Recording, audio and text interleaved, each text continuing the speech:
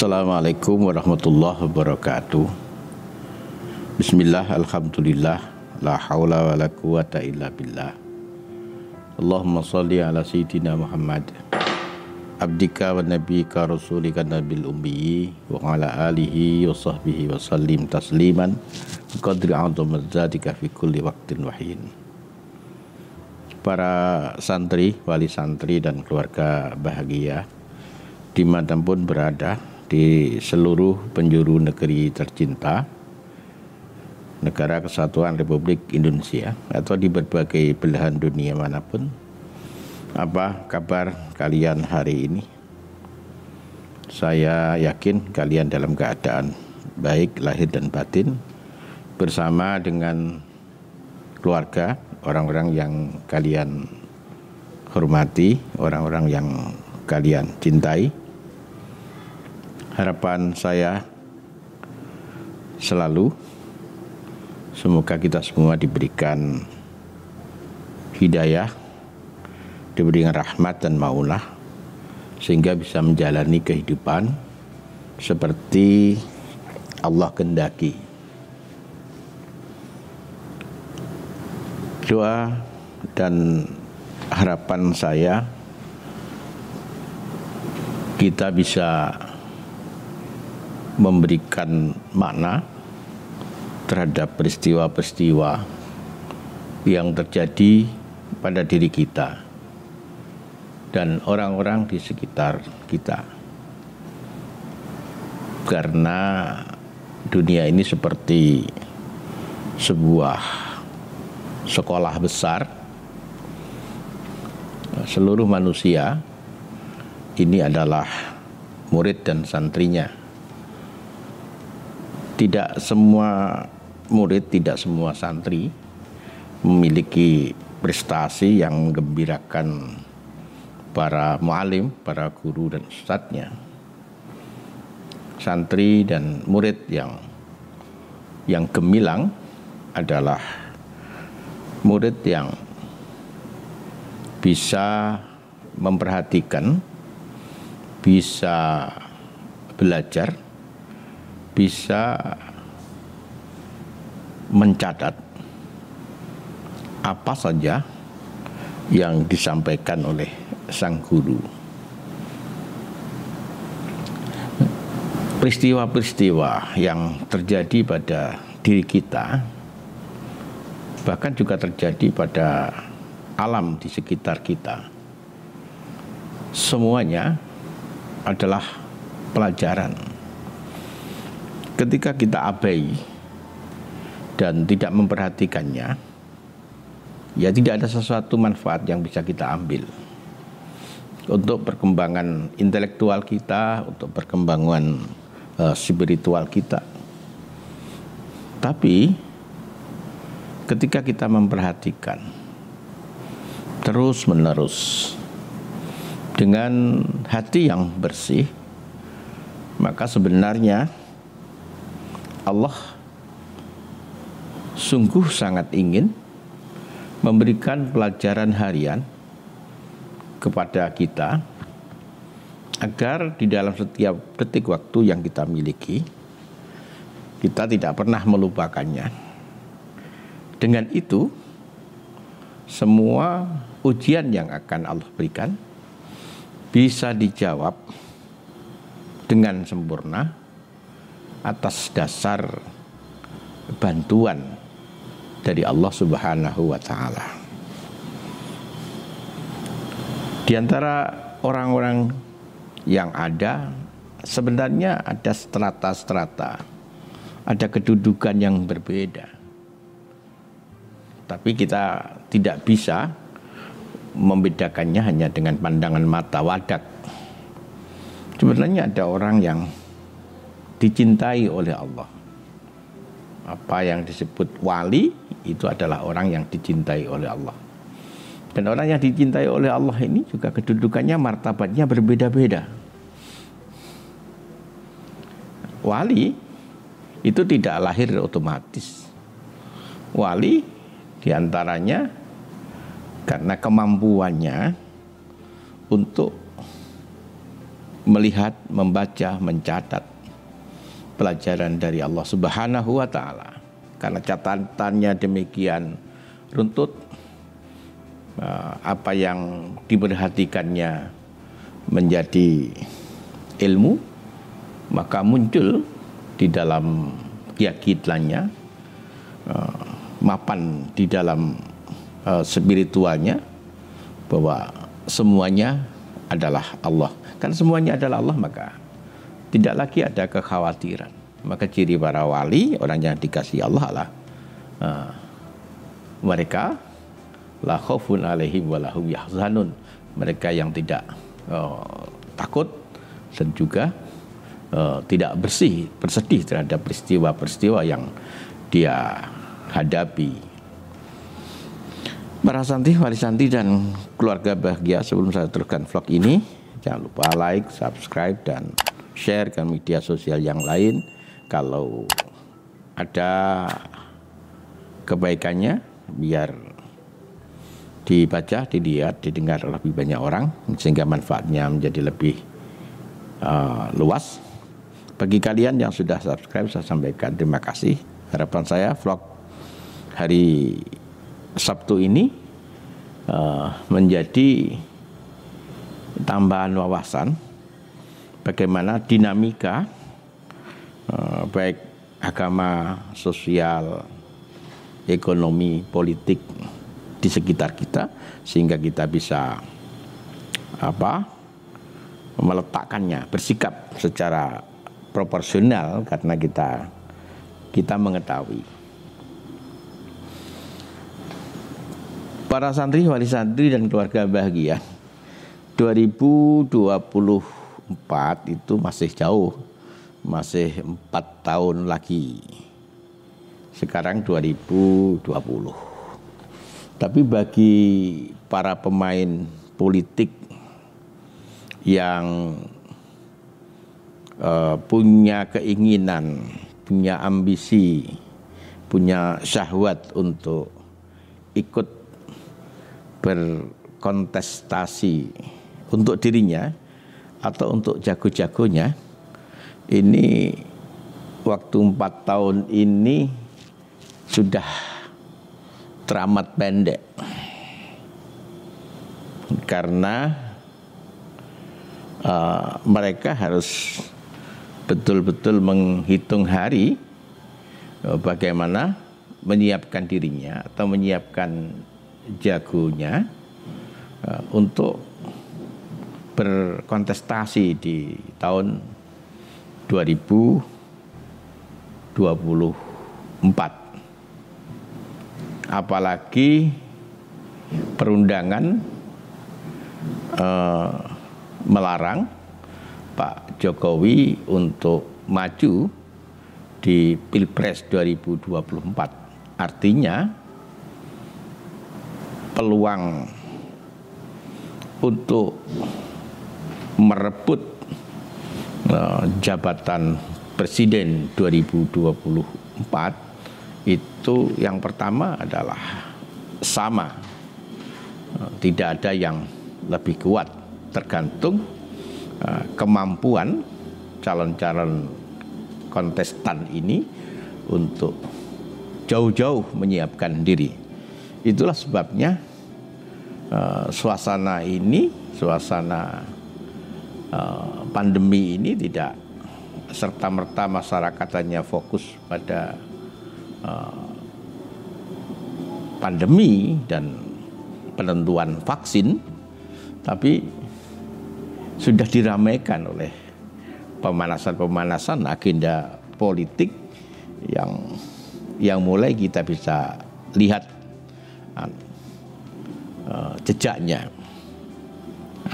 Mereka yang pertama mulai menimang calon baik dirinya sendiri maupun orang lain, seperti emak-emak yang sedang menyiapkan anak kecilnya untuk lomba Agustusan. Kalian bisa melihat bagaimana emak-emak itu menyiapkan putra-putrinya yang kadang-kadang lucu di disewakan baju tertentu, kemudian dihias yang sedemikian rupa, karena namanya anak ya tergantung emaknya bagaimana mereka tampil di lapangan. Jangan-jangan para kontestan yang sekarang ini sedang didorong-dorong untuk maju ya seperti anak-anak kecil itu, yang mereka sedang dipinjamkan baju, kemudian di make up sekadarnya agar paling tidak menarik perhatian, soal menang itu belakangan. Ini yang pertama. Yang kedua, juga menyiapkan kendaraan-kendaraan yang mereka bisa pakai untuk mengantarkan calonnya ikut kontestasi, karena tidak semua orang boleh untuk ikut kontestasi di sebuah jabatan, apalagi presiden. Maka mereka mulai memetakan partai-partai mana saja yang kira-kira bisa dipakai untuk kendaraan, partai mana saja yang akan menjadi lawan. Bahkan juga mulai sibuk membuat partai baru. Ini kita lihat ada Partai Gelora yang tokoh-tokohnya adalah pecahan dari Partai Keadilan. Ada juga Partai Ummah yang diinisiasi oleh Pak Amin Rais, pecahan dari PAN. Ada yang menarik yaitu Partai Masyumi. Ini semua hadir di permukaan. Sebenarnya juga niatnya tidak jauh dari kontestasi 2024.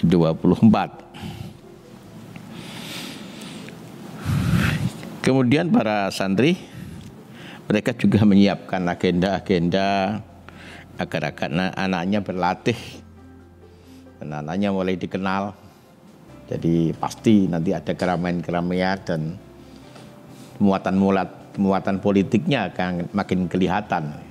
Jadi 2020 sampai 2024 ini akan makin terasa warna-warna politik yang menghiasi hampir seluruh momen yang diselenggarakan oleh negara atau yang dilakukan oleh masyarakat. Ya, termasuk Pilkada Desember 2020 ini.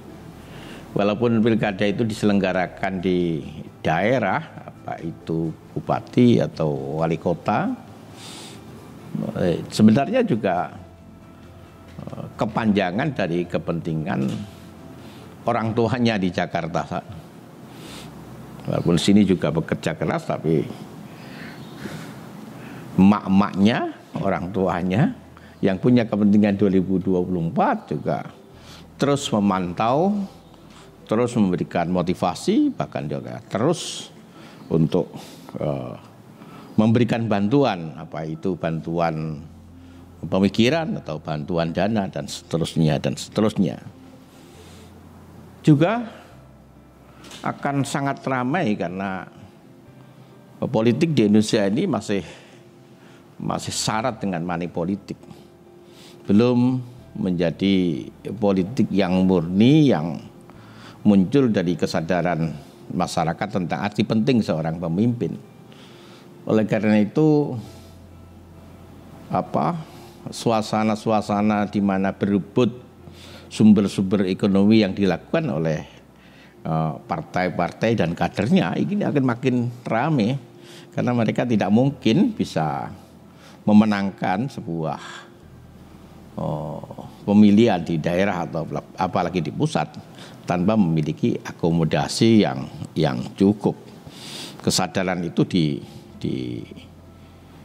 hati semua pemain politik kental sekali. Ya. Para santri, wali santri dan keluarga bahagia. Oleh karena itu nanti orang-orang yang terkenal, organisasi-organisasi yang besar ini akan menjadi perebutan. Kalau tidak mau direbut ya akan menjadi daya tembak, akan menjadi sasaran tembak agar melemah pengaruhnya.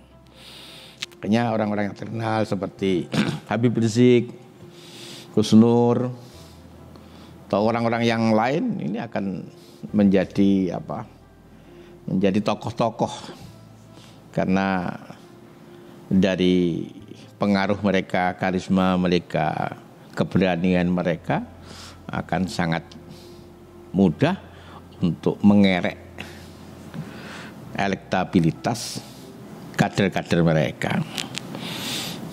Nah, bahkan juga banyak orang yang mulai meniru-niru gaya yang instan untuk membuat masyarakat memperhatikannya.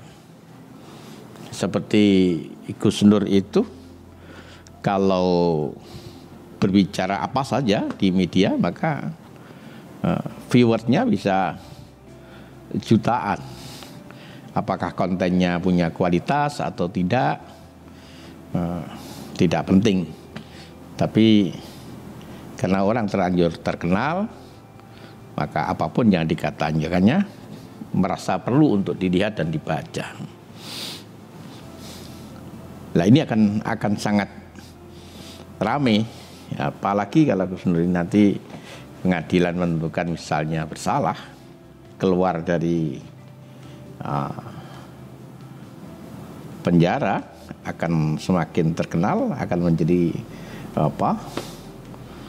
lokomotif untuk mengerek calon-calon yang belum terkenal di masa-masa yang akan datang.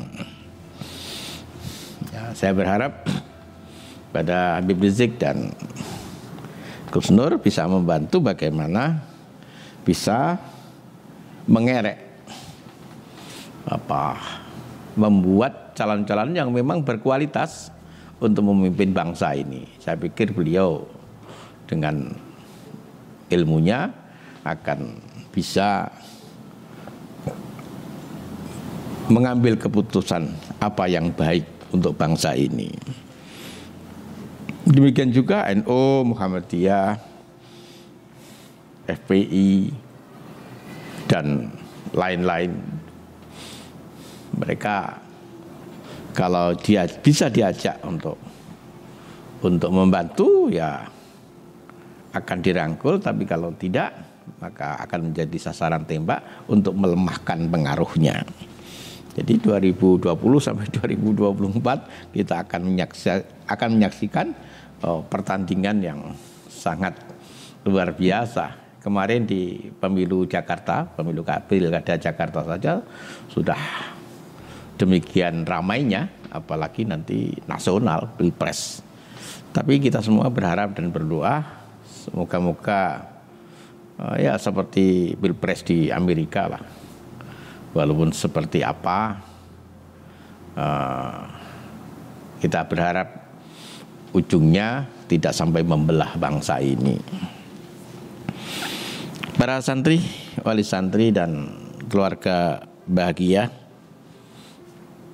perlu juga saya mengingatkan bahwa pemimpin itu sangat penting. Pemimpin bisa menuntun, mendidik, mengantarkan masyarakat ke arah tujuan yang disepakati. Pemimpin juga bisa sebaliknya, membuat situasi makin kacau, masyarakat makin jauh dari sejahtera, masyarakat makin menderita. Ini adalah pemimpin, kesadaran arti pemimpin ini sudah merata di seluruh bangsa. Oleh karena itu seluruh bangsa punya mekanisme bagaimana mencari seorang pemimpin. Hanya karena mekanismenya yang belum sempurna, maka pemimpin yang muncul bukan pemimpin yang memang berkualitas seorang pemimpin. Oleh karena itu sebetulnya Islam juga sudah memberikan teladan pemimpin yang harus menjadi rujukan, juga sudah memberikan semacam kualitas yang harus dimiliki oleh seorang pemimpin. Di dalam Al-Quran sudah disampaikan, laqad kana fi Rasulillahi uswatun hasanah. Rasulullah Shallallahu Alaihi Wasallam adalah seorang teladan bagaimana seorang pemimpin diantaranya. Sertifikasi keteladanan Rasulullah menjadi seorang pemimpin ini yang mengeluarkan adalah Allah Subhanahu wa Ta'ala. Jadi sah sekali keteladanan Rasulullah ini. Di dalam diri Rasul ada kualitas-kualitas yang memungkinkan seluruh tugas kepemimpinannya bisa dilaksanakan dengan sempurna, sehingga tercatat di dalam sejarah beliau adalah pemimpin yang paling berpengaruh sepanjang sejarah peradaban manusia. Yang pertama adalah sidik, jujur. Jadi jangan sembarang memilih pemimpin. Pemimpin harus punya rekam jejak, bukan mendadak. Dan rekam jejaknya yang pertama harus jujur, sidik. Yang kedua, fatonah, cerdas. Pemimpin harus memiliki kecerdasan, mampu dan memiliki daya baca terhadap situasi dan mampu mengambil keputusan yang pas, sehingga dalam kepemimpinannya yang waktunya terbatas bisa meletakkan pondasi-pondasi yang kokoh untuk perkembangan selanjutnya. Fatonah. Yang ketiga adalah amanah. Jadi bisa dipercaya, tidak ada kebohongan, tidak ada dusta. Jadi mereka betul-betul mengabdi kepada Allah dan dengan cara melakukan pengabdian kepada masyarakatnya. Maka kepentingan-kepentingan masyarakat lebih didahulukan daripada kepentingan dirinya, kelompoknya, organisasinya, partainya, dan seterusnya. Kemudian yang keempat adalah tabligh, artinya mampu berkomunikasi, bisa mengkomunikasikan gagasannya, pikirannya dengan bahasa yang sederhana, mudah dipahami masyarakat, sehingga muncul partisipasi dari seluruh masyarakatnya untuk bersama-sama menyelesaikan program-program yang sudah dicanangkan. Ini adalah kualitas-kualitas yang dimiliki oleh Nabi Shallallahu Alaihi Wasallam. Jangan sampai memilih pemimpin yang sebaliknya, yang yang kadhib, yang dusta, yang khianat, yang bodoh, yang baladah, yang yang tidak bisa berkomunikasi dan seterusnya dan seterusnya. Nah, sederhananya ya seperti seorang laki-laki memilih istri yang diajarkan agama, ya pilihlah istri beberapa kemungkinan. Yang pertama adalah cantiknya, yang kedua adalah nasabnya, yang ketiga adalah hartanya, yang keempat adalah agamanya. Kalau bisa keempat-empatnya. Tapi kalau tidak, maka dahulukan agamanya. Sekali lagi, kalau bisa keempat-empatnya, ya cantiknya, ya kekayaannya, ya nasabnya, ya agamanya. Tapi kalau tidak bisa, dahulukan agamanya.